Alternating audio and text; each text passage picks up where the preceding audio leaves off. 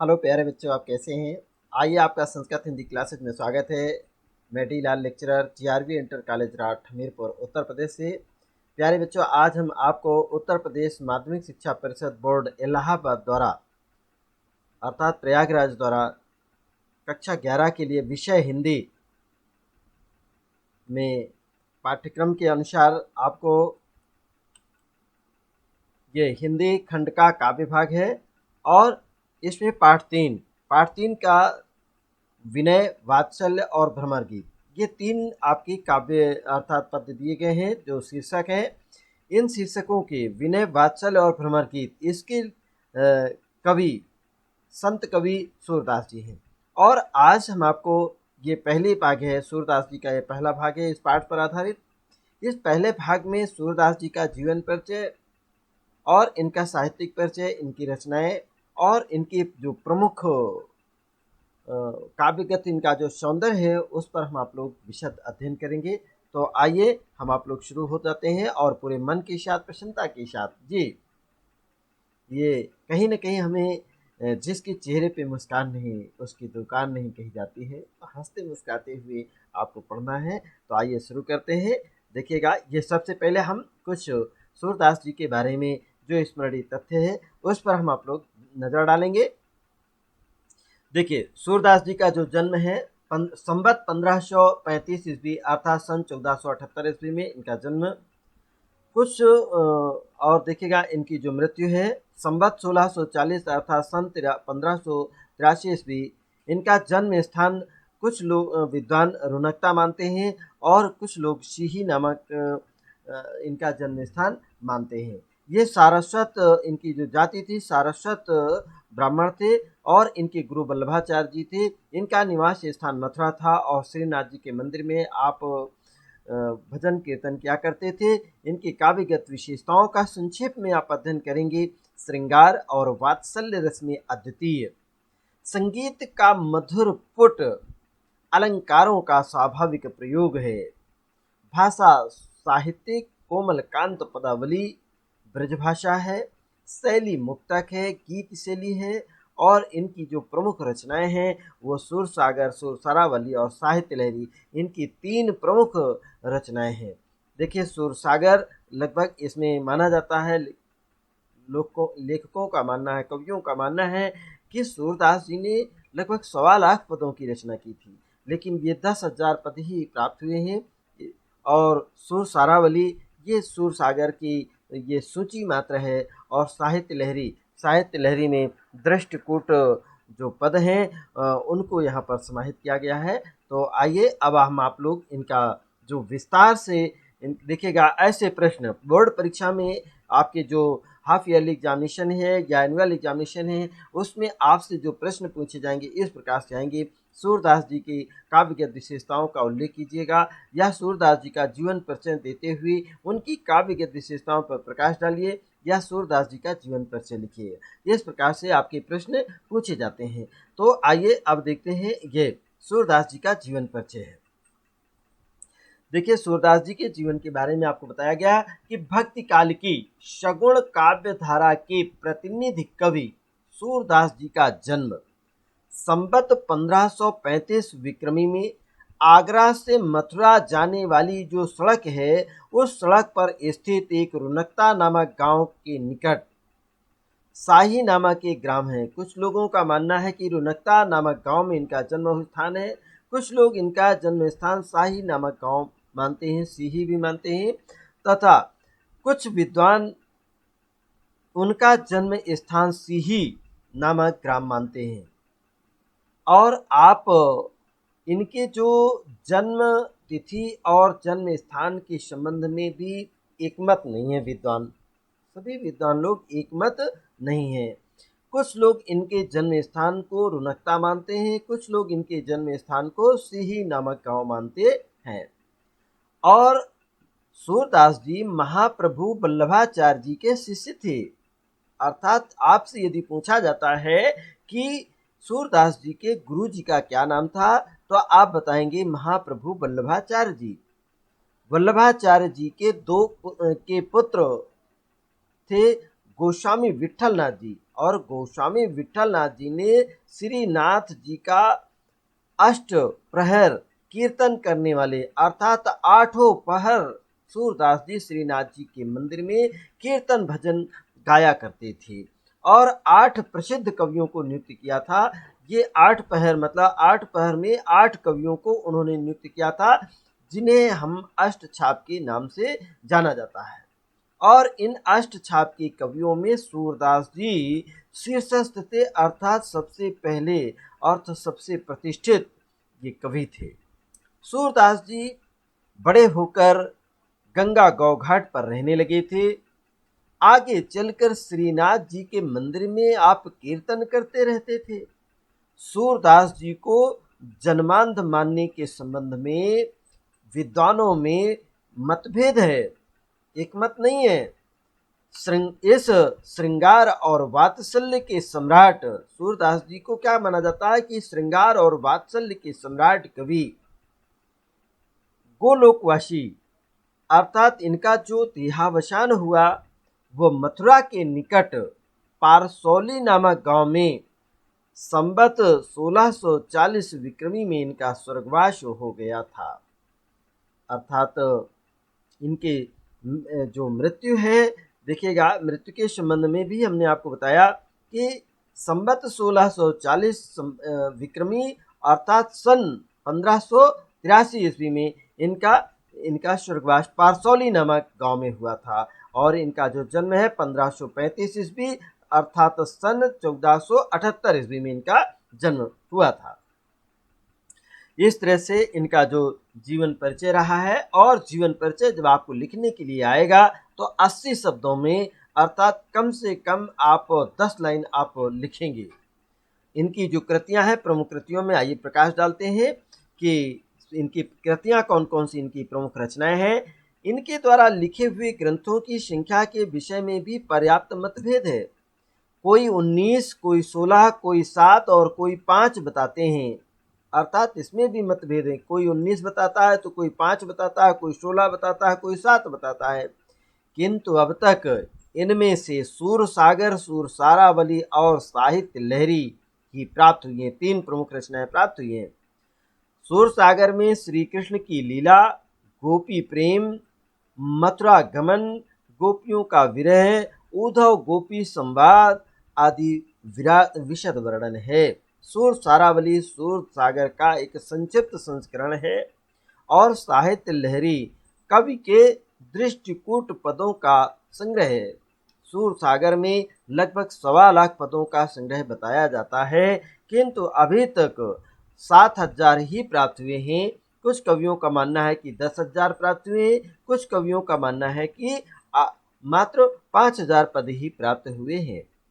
तो इस तरीके से सूरदास जी की जो प्रमुख रचनाएं हैं वो भी आप जान गए हैं। सूरसागर और सूरसारावली, साहित्य लहरी, ये 3 प्रमुख रचनाएं हैं। और यदि आपसे पूछा जाता है कि विद्वानों ने, तो देखिए विभिन्न विद्वानों ने कई मत हैं इनमें, कोई 19 बताते हैं तो कोई 16 रचनाएं इनकी बताते हैं, कुछ लोग 7 रचनाएं बताते हैं और कुछ लोग 5 रचनाएं भी बतलाते हैं।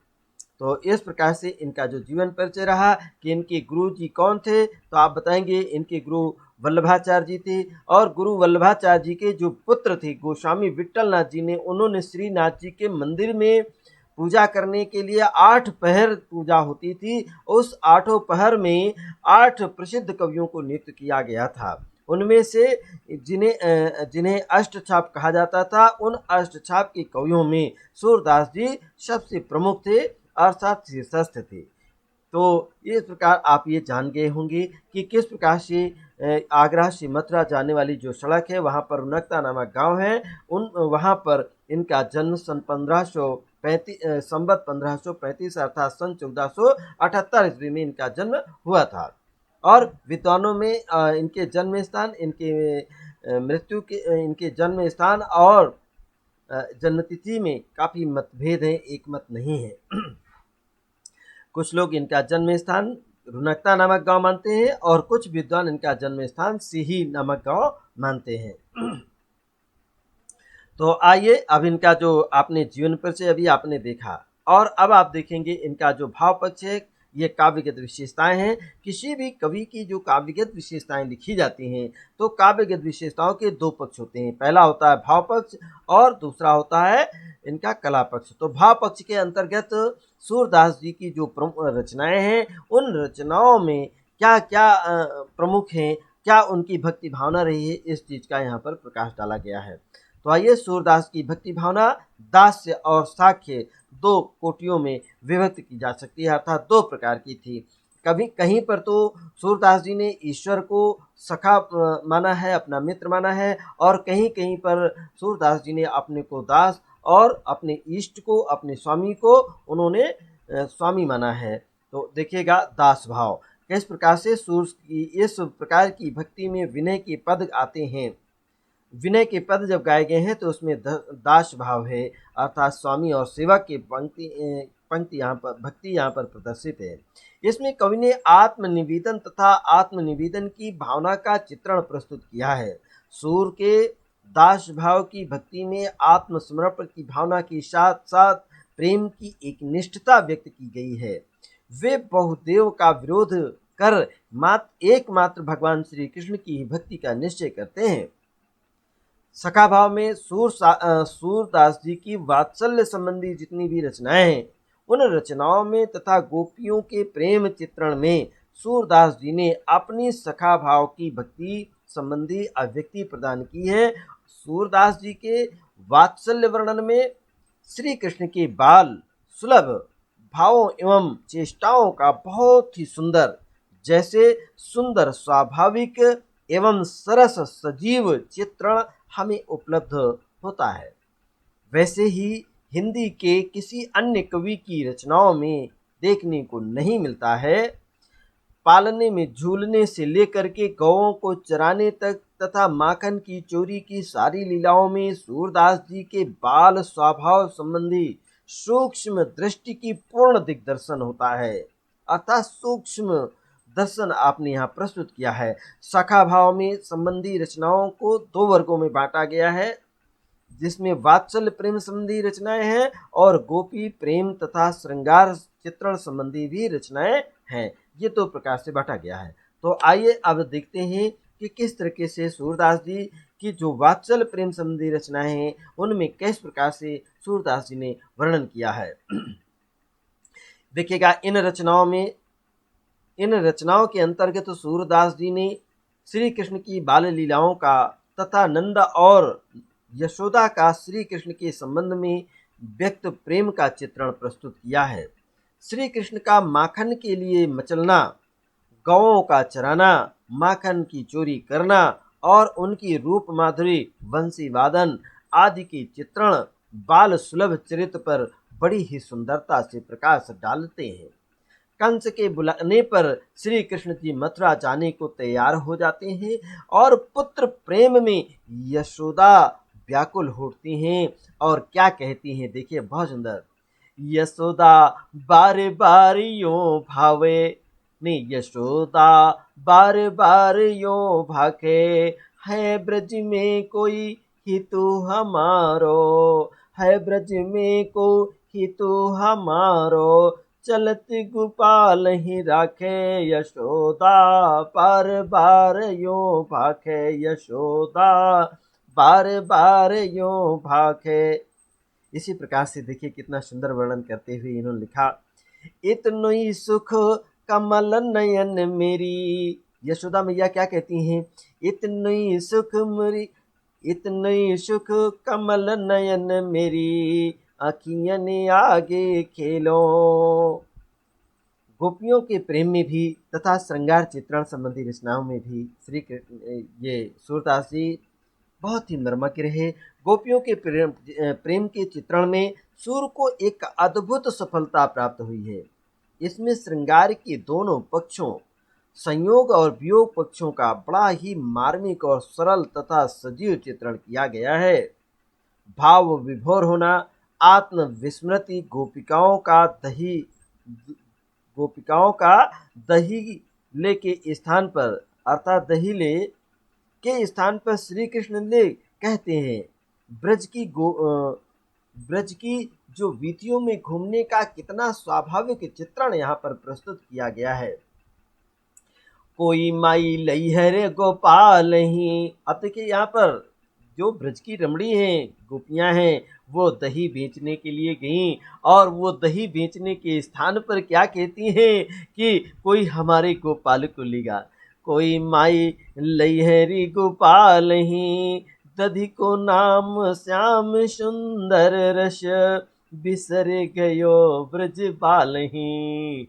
अरे कोई माई लई है री गोपाल ही। यहाँ पर ग्वालिन जो है वो दही बेचने के स्थान पर श्याम सुंदर को अर्थात गोपाल को बेच रही हैं। वो भूल जाते हैं कि हम क्या बेचने के लिए आए हैं। कितना अनन्य प्रेम है गोपिकाओं का। श्रृंगार का चित्रण भी है। यहाँ पर विशेष सफलता सूरदास जी को मिली है।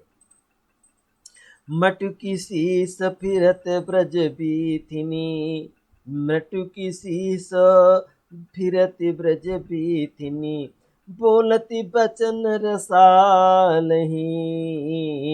और कोई माई लहरी गोपालही, उपनत ताक्र चहो दिस चितवत। सूरदास जी क्या कहते हैं कि जब लेकर के चलती हैं तो जो मटके में लिए हुए जो तक्र अर्थात जो दही है वो चारों दिशाओं में फैल जाता है, गिर जाता है।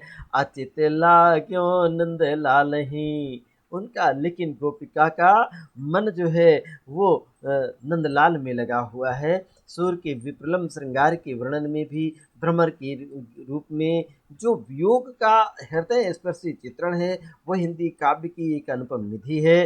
वास्तव में उद्धव के ज्ञान ब्रह्म ज्ञान उद्धव के ब्रह्म ज्ञान को गोपियां नेत्र के आंसुओं से बहा देती हैं और उनकी प्रेम भावना के आगे उद्धव को परास्त हो जाना पड़ता है। और गोपिकाएं उद्धव से बार बार यही कहती हैं कि उनकी आंखें तो हर दर्शन की भूखी हैं। इसके हरि के दर्शन करने की भूखी हैं। उन्हें योग के उपदेश की आवश्यकता नहीं है। वे तो बस इतना ही चाहती हैं। क्या चाहती हैं देखिएगा। बारक वाह मुख आन दिखावहु। गोपिकाएं कहती हैं उद्धव से कि बारक वो मुख आन दिखावहु, दुही पय पियत पतु की, असुर सुकत हठी नाव चलावत, ये सरिता है सुखी। सूर सुकत हठी नाव चलावत, ये सरिता है सुखी। अपार के वह मुखे आन दिखावहु, दुही पियत पतु की। यहाँ पर सूरदास जी ने विप्लव श्रृंगार की और उनके किस तरह से योग का जो संदेश दे रहे थे उनके लिए व्यर्थ हो जाता है। अब बस बार बार कहती हैं कि हमारी आंखें तो हर दर्शन की भूखी हैं। आइए अब देखते हैं कला पक्ष। कला पक्ष के अंतर्गत सूरदास जी की सबसे पहले आप भाषा शैली पर प्रकाश डाला गया है कि सूरदास जी की जो भाषा साहित्यिक ब्रजभाषा है और इसमें कहीं कहीं पर फारसी और संस्कृत के शब्दों का भी समावेश हुआ है और कहीं कहीं शब्दों का तोड़ मरोड़ भी प्रस्तुत हुआ है। फिर भी भाषा का जो रूप है रूप अत्यंत ही सुडौल और परिमार्जित है। सूर ने ही सर्वप्रथम ब्रजभाषा के साहित्यिक रूप का प्रयोग किया है जिसमें एक साथ ही सरलता, सरसता, मधुरता तीनों चीजें देखिए, सरलता भी है, सरसता भी है और मधुरता एवं मार्मिकता भरी पड़ी है। भाषा में मुहावरों कहावतों का भी प्रयोग हुआ है। ब्रजभाषा की सूरदास जी ब्रजभाषा सूर के हाथों से जिस सौष्ठव से के साथ ढली है वैसे सौंदर्य भाषा की विरले ही कवि दे सकते हैं। सूर की शैली गीत शैली की मुक्तक शैली है। गीत काव्य की मुक्तक शैली को अपनाया है। विनय तथा भक्ति संबंधी पदों में कवि ने अपने हृदयगत भावों को भगवान के प्रति प्रकट किया है और बाल लीला गोपी प्रेम वर्णन संबंधी पदों में सरल प्रवाह पूर्ण मधुर शैली में कथावाचक की भांति भगवान की रसमयी लीला का वर्णन किया है और दृष्टकूट के पदों में सूरदास जी ने स्पष्ट और दुरूह शैली में अपने पांडित्य एवं आचार्यत्व का प्रदर्शन भी किया है। रस छंद अलंकार में आइए अध्ययन करते हैं कि किस प्रकार से सूरदास जी ने कौन कौन से रसों का, कौन कौन से छंदों और कौन कौन से अलंकारों का प्रयोग करने में सफल हुए हैं। सूरदास जी की रचनाओं में वात्सल्य, वियोग, ये श्रृंगार रस, श्रृंगार के दोनों पक्ष, संयोग और वियोग जिसे हम विप्रलंब श्रृंगार भी कहते हैं, तथा शांत रस का विशेष वर्णन हुआ है। कहीं कहीं पर हास्य और करुण रस का भी चित्रण हुआ है। बाल लीला के वर्णन में वात्सल्य रस, गोपियों के प्रेम वर्णन में श्रृंगार रस, भक्ति और विनय संबंधी पदों में शांत रस अर्थात भक्ति रस का भी वर्णन है। अलंकार की दृष्टि से सूरदास जी की रचनाओं में अनुप्रास अलंकार, यमक अलंकार, श्लेष अलंकार और रूपक अलंकार, उत्प्रेक्षा अलंकार, स्मरण आदि अलंकारों का भी विशेष वर्णन हुआ है। इस प्रकार से सूरदास जी का ये भाव पक्ष रहा है। और संक्षेप में आपको बताना चाहेंगे कि सूरदास जी का जो साहित्यिक महत्व क्या है। यद्यपि सूरदास जी ने मानव जीवन की कुछ परिमित क्षेत्र को ही अपने काव्य का विषय बनाया है और अपने सीमित क्षेत्र के अंतर्गत वे अपने भावों और रसों की अभिव्यक्ति के लिए पूर्णतः सफल हैं। इसमें संदेह नहीं है कि सूरदास में जितनी सहृदयता, भावुकता और वाग दग्धता है, उतनी अन्य किसी कवि में सर्वथा दुर्लभ है। निश्चय ही सूरदास जी वात्सल्य और श्रृंगार के वर्णन में हिंदी साहित्य में अपनी बराबरी नहीं रखते, अर्थात यह एक अनुपम और सबसे श्रेष्ठ ऐसे कोई कवि नहीं है। अपने इस सीमित क्षेत्र में अपना सर्वश्रेष्ठ स्थान रखते हैं। तो इसी के साथ ही आपने देख लिया कि सूरदास जी ने किस प्रकार से इनका कला पक्ष रहा, कैसा इनका भाव पक्ष रहा और सूरदास जी की जीवन परिचय कैसा रहा, कैसे कैसे प्रश्न आपसे पूछे जाते हैं और इनके जो स्मरणीय तथ्य हैं, इन सभी को इस पीडीएफ को वीडियो के साथ ही हम आपको पीडीएफ भी कमेंट बॉक्स में देंगे, ये डिस्क्रिप्शन बॉक्स में पीडीएफ भी होगी और इसको अपने नोट्स में ज़रूर तैयार कर लें, उसमें लिख लें। जब भी आप जीवन परिचय लिखें तो जीवन परिचय इनका लगभग 100 शब्दों में अर्थात ये 10 लाइन लिख लें और इसी तरह से इनका कला पक्ष और भाव पक्ष जो आएगा, काव्यगत विशेषताएं, वो भी आपको 10 लाइन छांट करके सुंदर सुंदर शब्दों में आपको लिखना है। तो प्यारे बच्चों, ये आप समझ गए होंगे और अगर कहीं आपको कठिनाई इसमें महसूस होती है तो निश्चय ही कमेंट बॉक्स में आप हमें बताइए, जिसको हम सुधार कर सके। तो प्यारे बच्चों, इसी के साथ ये आज की जो क्लास है अब वो समाप्त होती है। और यदि आपको ये पसंद आया है कि वास्तव में आपको अच्छा बताया गया है तो आप इसे लाइक करें, सब्सक्राइब करें और अपने साथियों को भी इसको भेजें ताकि आपके साथी भी इसका लाभ उठा सकें। इसी के साथ आज की क्लास अब समाप्त होती है। कल फिर मिलेंगे।